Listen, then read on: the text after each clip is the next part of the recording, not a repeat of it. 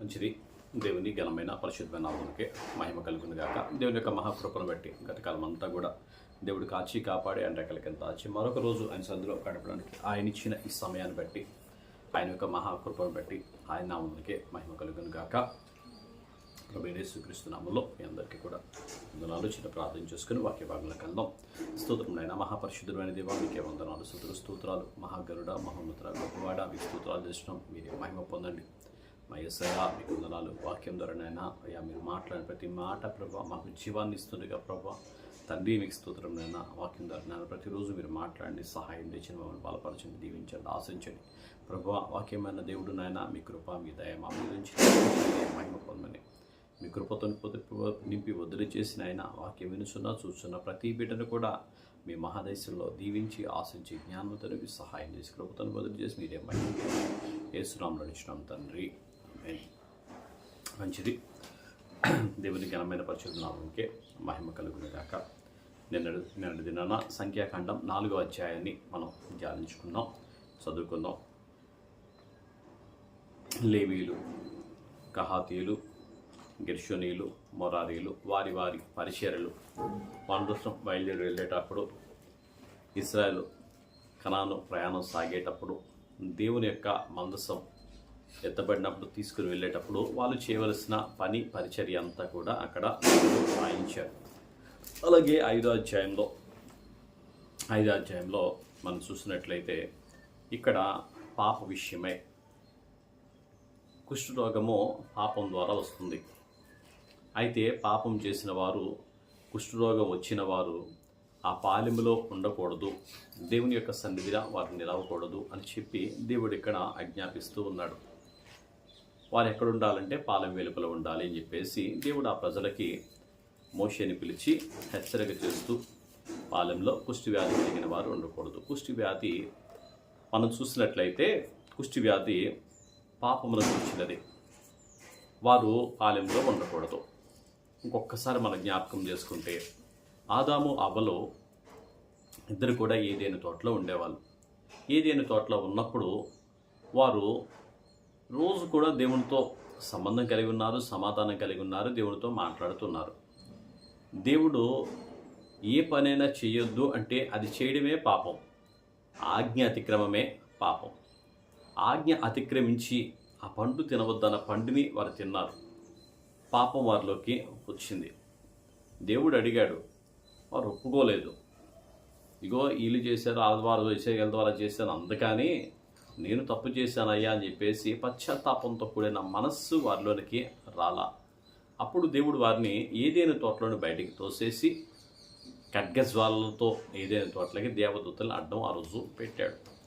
అంటే దేవుని సందులో పాపానికి చోటు లేదు, ఆయన పరిశుద్ధుడు అని చెప్పేది కూడా అదే. నేను పరిశుద్ధుడు కనుక మీరును పరిశుద్ధంగా ఉండండి, పరిశుద్ధమైన జీవితాన్ని మీరు జీవించాలి అని చెప్పి దేవుడు వారికి అక్కడ తెలియచేస్తూ మాట్లాడుతూ, ఇక్కడ చూడండి అధ్యాయం మనం చూసినట్టయితే 5వ అధ్యాయంలో మొదటి వచనం, మరియు యెహోవా మోషేకి ఇలాగ సెలవిచ్చాను, ప్రతి కుష్ఠరోగిని, స్రావం గల ప్రతి వారిని, శవం ముట్టుట వలన అపవిత్రుడైన ప్రతి వారిని పాలెంలో నుండి వెలివేయవలనని ఇశ్రాయేలుకు ఆజ్ఞాపించుము. నేను నివసించుచుండు వారి పాలెమును వారు అపవిత్రపరచకుండునట్లు మగవారినేమి ఆడుదాన్నేమి అందరినీ పంపివేయవలను, వారిని ఆ పాలెం వెలుపలికి వెళ్ళగొట్టవలను. ఇశ్రాయేలు అలాగు చేసిరి, పాలెం వెలుపలికి అట్టి వారిని వెళ్ళగొట్టిరి. యెహోవా మోషేకు ఆజ్ఞాపించినట్లు ఇశ్రాయేలీయులు చేసిరి. పాపం చేసిన కుష్ఠవ్యాధి కలిగిన వారందరినీ కూడా, కుష్ఠవ్యాధికి సంబంధించిన వ్యాధికి సంబంధించిన రక్తస్రావం కానీ ఏది వచ్చినా వారందరూ కూడా పాలెంలో లేకుండా పాలెం వెలుపల వారిని వెళ్ళగొట్టడానికి దేవుడు ఆజ్ఞాపించగా ఆజ్ఞనే వారు పాటిస్తూ వెళ్ళారు. తర్వాత కిందకు వచ్చింది 5వ వచనంలో, మరియు యెహోవా మోషేకు ఇలాగ సెలవిచ్చెను, నీవు ఇశ్రాయేలుతో పురుషుడు గాని స్త్రీ గాని యెహోవా మీద తిరగబడి మనుషులు చేయు పాపంలో దేనినైనను చేసి అపరాధులగునప్పుడు వారు తాము చేసిన పాపమును ఒప్పుకొనవలను. మరియు వారు తమ అపరాధములని నష్టమును సరిగా ఇచ్చుకొని దానిలో 5వ వంతు దానితో కలిపి ఎవనికి విరోధంగా అపరాధం చేస్తురో వానికి ఇచ్చుకొనవలెను. ఆ అపరాధ నష్టమును తీసుకొనుటకు ఆ మనుషునికి రక్త సంబంధి లేని ఎడల యెహోవాకు చెల్లించవలసిన అపరాధ నష్టమును యాజకుడు వాని నిమిత్తం ప్రాయశ్చిత్తము చేయుటకై అర్పించిన ప్రాయశ్చిత్తార్థమైన పొట్టేలును యాజకుని వగను. ఇశ్రాయేలు యాజకునికి తెచ్చు ప్రతిష్ఠితమైన వాటన్నిటిలో ప్రతిష్ఠింపబడిన ప్రతి వస్తువు యాజకుని వగును. ఎవడైనను ప్రతిష్ఠించినవి అతని వగును. ఏదైనానో యాజకునికి ఏమైనాను ఇచ్చినేళ్ళ అది అతనివి అగును అని చెప్పుము. హల్లెలూయా. ఇక్కడ చెప్తూ ఉన్నాడు కదా, ప్రభు దేవుడు చెప్తున్నాడు, పురుషుడు కానీ స్త్రీ కానీ ఏదైనా పాపం చేశారు, ఏదైనా తప్పు చేశారు, దేవుడు కోరేది ఒకటే, కప్పుకొనక ఒప్పుకునేవాడు కనికరాన్ని పొందుతాడు. కప్పుకొనక ఒప్పుకునేవాడు కనికరాన్ని పొందుతాడు. దాన్ని దాచిపెట్టుకునేవాడు వెలివేయబడతారు. ఇక్కడ దేవుడు వారికి అదే ఆజ్ఞాపిస్తున్నాడు. కప్పుకోవద్దు, ఒప్పుకోండి. పాపం చేయనివాడు ఎవడూ లేడు, తప్పు చేయని నరుడంటూ భూమి మీద లేడు. అందరూ పాపం చేసి దేవుడు అనుగ్రహించే మహిమను పొందుకోలేకుండా ఉన్నాడు. అయితే దేవుడు కోరేది ఒకటే, దేవుడు నీ మీద ఆశించేది కూడా అదే. అది ఒప్పుకొని విడిచిపెట్టడం అనేది దేవునికి ఇష్టం. ఒప్పుకోకుండా దాన్ని విడిచిపెట్టకుండా దాన్ని దాచిపెట్టుకున్నాం అనుకో, పాపం ఇప్పుడు కూడా పాము లాంటిది. ఆ పాము ఏ రోజైనా సరే ఒళ్ళో ఉన్నప్పుడు అది కాటేక మాందో. ఆడెవడో అంట కొండ చిలువను తీసుకొచ్చి కొండ చిలువతో ఆడుకుంటున్నాడంట, రోజు ఆడుకుంటున్నాడంట. అది కూడా ఏం చేయట్లేదంట, శుభ్రంగా ఉందంట. శుభ్రంగా ఉండి కొన్ని రోజుల పాటు అది ఆహారం తినకుండా ఈయన చుట్టూ తిరుగుతూ ఉందంట. తిరుగుతూ ఉంటే ఈ ఉన్న వ్యక్తి ఆయన అడుగుతున్నాడు, వేరే వాళ్ళని అడిగాడు, అయ్యా మా కొండ చిలువ ఇంట్లో పెంచుకున్న కొండ చిలువ అది కొన్ని రోజులు బట్టి ఆహారం తినట్లేదు, నా చుట్టూ తిరుగుతూ ఉంది, కానీ పాపం దాన్ని చూస్తే నాకు జాలి అవుతుందంటే, ఒరే జాలి కాదు వేసేది, అది నిన్ను చుట్టూ తిరిగి నిన్ను ఎలా చుట్టుకోవాలో ఎలా అరిగించుకోవాలో అదంతా ప్లాన్ చేసుకుంటుంది, ఆలోచించుకుంటుంది. ఒకనొక రోజు నేను నామాంతం మింగేద్ది, అదంతా అరిగించుకోవడానికి కోసం అని చెప్పేసి అది తినకుండా నీ దగ్గర ఉంది అని చెప్పి దాన్ని చెప్పినప్పుడు అది మొక్కలుగా కూసి బయట పడేసాడంట. పాము ఎప్పుడైనా సరే పామే, పాపం ఎప్పుడైనా సరే పాపమే. పాపం ద్వారా వచ్చే జీతం మరణం. మనం అనుకుంటాం ఆ పాపం వల్ల ఏమీ లేదులే, ఇప్పుడే శుభ్రంగా గడిచిపోయిందిలే అని చెప్పేసి. గోడల్లోని రాళ్ళు కూడా మొరపెడతాయి, ఇలాంటోడికా ఈ దరిద్రుడికా నన్ను కాపలా పెట్టావని చెప్పేసి. ఆ రాళ్ళ విషయమే కూడా దేవుడు సమాధానం, వాటి మొరను కూడా దేవుడు ఆలకిస్తాడు. నువ్వు చేసిన పాపం నీ పిల్లలకి శాపంగా మారిపోద్ది, నీ పిల్లలకి ఆశీర్వాదాన్ని తేదు. అనుకోవచ్చు నేను చేసిన పాపం ఎవరికీ తెలియదు అని చెప్పి, కానీ దేవుడు అన్నిటిని కూడా దృష్టించుకునే ఉన్నాడు. ఇంకో కింద మాటలో కూడా చెప్పేది అదే, పాపం ప్రతి ఒక్కరు కూడా చేసిన దాన్ని ఒప్పుకోవాలి. ఎవరి ద్వారా అయితే ఎవరికైతే నువ్వు నష్టం కలిగించావో ఆ నష్టం కలిగించిన వారికి 5 వంతులు వేసి వాళ్ళకి చెల్లించాలి.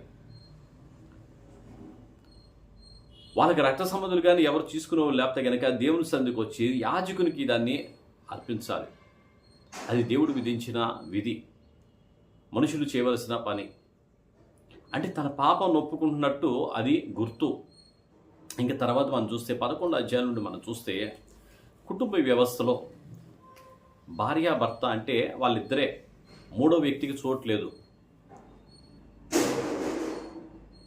భర్త భార్యను దాటి వేరొక స్త్రీ చూడడానికి లేదు, అలాగే స్త్రీ భర్తను దాటి వేరొకరితో సంబంధం పెట్టుకోవడానికి వీల్లేదు. అలా ఏమైనా సంబంధం పెట్టుకుంటే దాని గురించిన విధి దేవుడు ఇక్కడ రాయిస్తూ ఉన్నాడు. భర్తకి తెలియదులే అని చెప్పి భార్య అక్రమ సంబంధం పెట్టుకొని దాన్ని కొనసాగిస్తుంటే, భర్త ఆ విషయాన్ని గమనిస్తే గ్రహిస్తే, కానీ ఏ రోజు పట్టుకోలేదామని ఇలా జరిగిందని చెప్పి తెలియదు. అయితే ఆయనకు రోషం కలిగి తీసుకుని వచ్చినప్పుడు దేవుడు చెప్తున్నాడు, అట్టి స్త్రీ కనుక ఉంటే యాజకుని దగ్గరికి తీసుకొని రావాలి. యాజకుని తీసుకొని వచ్చినప్పుడు యాజకుడు ఎదుట యాజకుడు దానికి కొన్ని విధానాలు అనేవి దేవుడు చెప్పి, చూడండి ఒకసారి అక్కడ మనం చూద్దాం 19వ వచనంలో, అప్పుడు యాజకుడు ఆ స్త్రీ చేత ప్రమాణం చేయించి ఆమెతో చెప్పవలసినదేమనగా, ఏ పురుషుడునో నీతో సేనించినేళ్లను నీవు భర్తకు ఆధీనురాలవైనప్పుడు నీవు తప్పిపోయి అపవిత్రమైన కార్యము చేయకపోయిన ఎడల శాపము కలుగజేయు ఈ చేదు నీళ్ల నుండి నిర్దోషివి కమ్ము. నీవు భర్తకు ఆధీనురాలవైనప్పుడు నీవు త్రోవ తప్పి అపవిత్ర పరచబడిన ఎడల, అనగా నీ భర్తకు మారుగా వేరొక పురుషుడితో నీవు కూటమి చేసిన ఎడల, యెహోవా నీ నడుము పడునట్లు నీ కడుపు ఉబ్బునట్లు చేయుట వలన యెహోవా నీ జనుల మధ్య నిన్నో శపథమునకు ప్రమాణమునకు ఆస్పదముగా చేయును గాక. ఆ నీళ్లు తాగినప్పుడు, ఆ చేదు నీళ్ళు తాగినప్పుడు కడుపు ఉబ్బిపోవడం అనేది, నడుము పడిపోవడం అనేది జరుగుతుంది. ఏ తప్పు చేయలేదు, ఆమె గర్భం కలిగింది. తన భర్త ద్వారా ఆమెకి పిల్లలు పుట్టే అవకాశం అనేది దేవుడు దయచేస్తాడు. పాపం చేసావా, నీ నడుము పడిపోద్ది, నీ కడుపంతా కూడా చేదు అయిపోతుంది.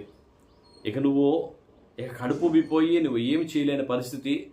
ఎందుకంటే దేవుడే వారి మధ్యలో ఉన్నాడు. దేవుడు వారి మధ్యలో ఉండగా దేవునికి ఎంత భయపడుతూ ఉండాలి. ఏనాడు కూడా ఆయన పాపాన్ని అంగీకరించిన సందర్భమే లేదు. చూడండి ఒకసారి మనం గుర్తు చేసుకుంటే, అపోస్తుల కార్యంలో అననీయ సప్పీరా అని ఇద్దరు ఉన్నారు. అందరూ కూడా వారి ఆస్తులన్నీ అమ్మి ఆ వెల తీసుకొచ్చి అపోస్తల పాదాల దగ్గర పెడుతున్నారు. అవన్నీ కూడా సమిష్టిగా లేని వారికి అన్నీ కూడా పంచిపెడుతూ అందరూ కూడా సమానమే అనే భావంతో వాళ్ళు ఉన్నారు. అయితే అననీయ సప్పీరాని దైవజనులు ఏమి అడగల. కానీ వాళ్ళు అమ్మి అందులో సగం డబ్బులు దాచిపెట్టుకొని తీసుకొని వచ్చి దైవ సేవకుడి దగ్గర ఇది ఎంతకే అమ్మాము అని చెప్పి తీసుకొచ్చి పెట్టారు. అంటే వాళ్ళు దేవుని సందులో అబద్ధం ఆడడానికి వాళ్ళు తెగించారు. అంటే దేవుడు లేడనా, దేవుడు చూడలేదనా, దేవుడు గమనించట్లేదనా? మన దేవుని సందికి దేనికి వెళ్తాం? దేవుడు ఉన్నాడనే కదా, దేవుడు చూస్తున్నాడనే కదా, దేవుని భయభక్తులు కలిగే కదా. మరి అదే దేవుని సందులో ఎలా ఉండాలి? ఎంత భయభక్తులు కలిగి ఉండాలి, ఎంత భయం కలిగి ఉండాలి, ఎంత భక్తి కలిగి ఉండాలి. నటనా జీవితం కానీ, వేషధారణ జీవితం కానీ దేవుడు మెచ్చుకునేది కాదు, అది దేవుడు ఒప్పుకునేది కాదు. వేసినైనా క్షమిస్తాను కానీ వేషధారిని క్షమించనని చెప్పేసి దేవుడు చెప్తున్నాడు. నేను అంతకే అమ్మానని చెప్పేసి ఏమీ ఎరగనంలో తీసుకొచ్చి పెట్టాడు. ఆయన అడగలా, పేతురు గారు డబ్బులు నీకు తీసుకొచ్చి అమ్మి పెట్టనని ఎవరు అడగలా. కానీ ఈయనే తీసుకొచ్చి నమ్మకంగా ఉండాలిగా, యథార్థంగా ఉండాలిగా, నీతిగా ఉండాలిగా. ఆ నీతి లేకపోతేనే దేవుడు తోడుగా ఉండడు. ఆ క్షణమే చనిపోయాడు. తర్వాత భార్య వచ్చింది. భార్య వచ్చి ఆయన ఎత్తుకుంటా భార్య వచ్చి భార్యని అడిగాడు, ఏమ్మా అవి ఎంత కమ్మారు అంటే, ఎవరిని మోసం చేస్తున్నారు? వీళ్ళు అనుకుంటున్నారు కదా మనుషులు మోసం చేస్తున్నారు. మనుషులు కాదు, దేవుడిని. నువ్వు దేవుని సంధికి వచ్చినప్పుడు దేవునికి భయపడుతూనే ఉండాలి. దేవుడు ఉన్నాడని నువ్వు దేవుని సంధికి వస్తున్నావు కాబట్టి దేవుడు అంటే ఎంత భయభక్తులు అంటే అంత భయభక్తులు కలిగి ఉండాలి. దేవుడు ఉన్నాడు, దేవుని సమాజంలో దేవుడు ఉంటాడు. ఆ దేవుని సమాజంలో దేవుడు ఉన్నప్పుడు దేవునికి నువ్వు భయపడుతూ ఆయన యందు భయభక్తులు కలిగి ఆయనకి విధేయుడై నువ్వు ఉండవలసిన వాడివై ఉన్నావు. అలాగా ఆ స్త్రీకి కూడా అది చెప్తున్నాడు. ఆయన అందులోకి తీసుకొని వచ్చినప్పుడు ఈ వివాహం జరిగిన భర్తను మోసం చేయకుండా, అక్రమ సంబంధం పెట్టుకోకుండా, ఎంత పవిత్రం అంటే అంత పవిత్రం దాంపత్య జీవితం అనేది. దేవుడు ఆదాముని అవ్వనే కలుగు చేశాడు. ఇద్దరు ఆదాములకు కలుగు చేయలేదు, ఇద్దరు అవ్వలకు కలుగు చేయలేదు. ఒక జంటే దేవుడు ఏర్పాటు చేసింది, ఒక జంటనే. జారత్వం చేయడానికైనా ఒప్పుకోలేదు, అలాగే వ్యభిచారం చేయడానికైనా ఒప్పుకోలే. నువ్వు పెళ్ళి అవ్వలేదా, నీ భర్త వచ్చే వరకు కూడా, నీకు మ్యారేజ్ అయ్యేంత వరకు కూడా దేవుని సందులో నమ్మకస్తురాలుగానే ఉండాలి. హన్నానే ప్రవక్త ఉంది, విధవరాలై 3 సంవత్సరాలు భక్తితో కాపురం చేసింది. విధవరాలై 70 సంవత్సరాల పాటు దేవుని సందులో గడిపింది. దేవుడు ఆమెను దర్శించాడు. బాలుడై ఉండగా అనేక మంది అక్కడ ఉన్నప్పటికీ కూడా ప్రభువును చూసే కన్నులు ఆమెకి ఇచ్చాడు హన్నా అనే ప్రవక్తకి. మనం ఎంత పరిశుద్ధత కలిగి ఉంటే, ఎంత పవిత్రత కలిగి ఉంటే దేవుడు మన హృదయంలో కొలువై ఉంటాడు. దేవుడు మన హృదయంలో నివాసమై ఉంటాడు. దేవుడు ఎప్పుడు కూడా మనతో పాటు ఉండాలి. దేవుడు లేని జీవితం, దేవుడు లేని బ్రతుకు అది శూన్యం, చీకటి, అంధకారం, దయ్యాలకి నిలవైపోద్ది. దేవుని ఎప్పుడైతే భయభక్తులు కలిగి ఉంటామో, అందుకే దేవుడు వారి మధ్యలో పాపం ఎక్కడ ఎంటర్ కాకుండా భార్యాభర్తల సంబంధంలో ఎలా ఉండాలో అక్కడ తెలియచేస్తూ యాజకుని దగ్గరికి వచ్చినప్పుడు దేవుడు అక్కడ ఉంటాడు, చెప్తున్నాడు. ఆ నీళ్ళు అక్కడ ఈ తాగినప్పుడు, చేతి నీళ్ళు తాగితే కడుపు ఉబ్బిపోద్ది, నడుపు పడిపోద్ది. నువ్వేం చేయలేదు, పాపం ఏం చేయలేదు, నువ్వు నిర్దోషివే అన్నావు. చూడన్నమాట, నువ్వు దోషివై ఉన్నప్పుడు 29వ వచనంలో రోష విషయమైనవి ఇదే ఏ స్త్రీ అయినను తన భర్త ఆదిల్లో ఉన్నప్పుడు త్రోవ తప్పి అపవిత్ర పరచబడినేమి, లేక వారికి రోషం పుట్టిన 28వ వచనంలో ఆ స్త్రీ అపవిత్రపరచబడక పవిత్రురాలై ఉండినలా ఆమె నిర్దోషి గర్భవతి అగునని చెప్పుము. ఆమె నిర్దోషి,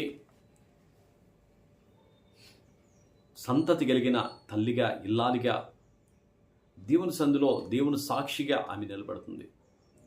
అనేక మందికి దీవెన కలిగే తల్లిగా ఆమె నిలబడుతుంది. అనేక మందికి ఆశీర్వాదానికి కారణంగా ఆమెని దేవుడు నిలబెడతాడు. అనుమానాలన్నీ కూడా తీసేసి దేవుడు కృపతో ఆ కుటుంబాన్ని నింపుతాడు. దేవుని సందులో ఆయన కోరే పవిత్రత కలిగి మనం ఎప్పుడైతే ఉంటామో, ఆయన పవిత్రత కలిగి ఎప్పుడైతే మనం జీవిస్తామో, అంచెలంచెలుగా దేవుడు దీవిస్తూనే ఉంటాడు, ఆశీర్వదిస్తూనే ఉంటాడు. ఆయన కృప ఎన్నడూ కూడా విడిచిపోనే పోదు. ఆయన కృప ఎల్లప్పుడూ కూడా ఆయన సందులో భయభక్తులు కలిగి ఉండడం అనేది ఎంతో ఆశీర్వాదం. దేవుడి మాటలు దీవించి ఆశ్రయించును గాక. దేవుని కృప మనకి తోడుగా ఉండును గాక. చిన్న ప్రార్థన చేసుకుందాం. స్తోత్రం నైనా మహాపరిశుద్ధుడైన దేవ, మీకే వందనాలు, స్తుతులు, స్తోత్రాలు. మహోన్నత మహాగణుడ, గొప్పవాడ, జీవం గల మా తండ్రి, జీవాధిపతి, మీకు వందనాలు చేస్తాం. మీరే మహిమ పొందండి యేసయ్యా. అయ్యా తండ్రి, నా దేవా, నా తండ్రి, నా ప్రభువా, మీకు స్తోత్రం నైనా. ఈ వాక్యం ద్వారానైనా పవిత్రమైన జీవితం ఎలా జీవించాలో ప్రభువా, దాంపత్య జీవితంలో ప్రభువా మేము ఎలా ఉండాలి నాయన నాకు నేర్పిస్తున్న దేవుడు నీవే తండ్రి. మీకు స్తోత్రం నాయన. మీ అందు భయభక్తులు కలిగి ఉండు నాయన, మాకెంతో ఆశీర్వాదం నాయన. మీరు ఉన్నవాడు నాయన, అనువాడు నాయన, నిన్నాడు రేపు ఏకరీతిగా ఉన్న దేవుడు నాయన, చూస్తున్న దేవుడు ప్రభువా. అయా భయంతో వణుకుతూ ఉండే భక్తిని మాకు దయచేసి మీరే మహిమ పొందమని, మీ ఆత్మాభిషేకంతో నింపి సహాయం దయచేసి కృపతో నింపమని, వాక్యం వినుచున్న చూస్తున్న ప్రతి బిడ్డను కూడా మీరు దీవించి ఆశ్రయించమని యేసునామములో అడుగుచున్నాం తండ్రి. ఆమేన్.